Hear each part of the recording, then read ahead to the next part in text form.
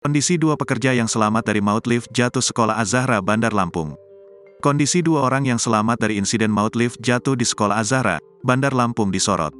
Sebelumnya diberitakan jika tragedi lift jatuh di Sekolah Az-Zahra, Bandar Lampung mengakibatkan 7 pekerja bangunan meninggal dunia.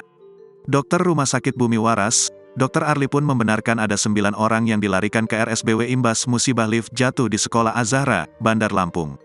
Korban ada 9 orang yang dibawa ke RSBW, ada 2 yang masih selamat dan 7 orang meninggal dunia, kata Dr. Arli. Ia mengatakan, korban selamat mengalami patah tulang hingga di kepala dan kemungkinan luka dari dalam.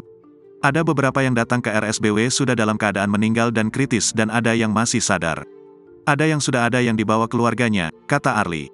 Polisi menyelidiki dugaan pidana dalam kasus lift jatuh di Sekolah Az-Zahra Bandar Lampung yang mengakibatkan 7 pekerja bangunan meninggal dunia. Para pekerja tersebut meninggal dunia diduga karena menggunakan lift barang yang seharusnya tidak digunakan oleh pekerja bangunan.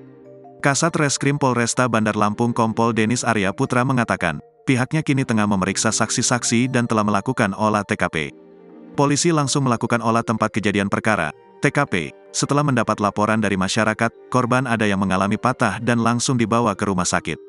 Imas, 40, istri dari pekerja Sekolah Az-Zahra Bandar Lampung ternyata sudah punya firasat sebelum suaminya menjadi korban.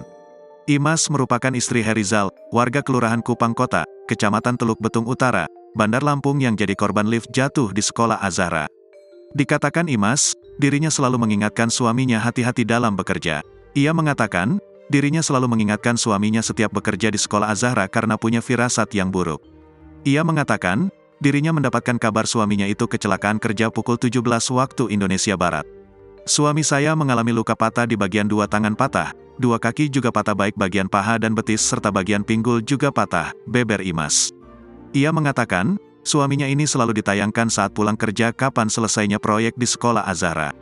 Saya setiap hari tanya kepada suami saat pulang kerja, Sekolah Az-Zahra ini kapan beresnya, kata Imas. Ia mengatakan, suami bilang tanggal 14 Juli tahun 2023 harus sudah beres proyeknya tersebut. Ia mengatakan, dirinya selalu mengingatkan kalau saat memasang kaca itu harus selalu berhati-hati.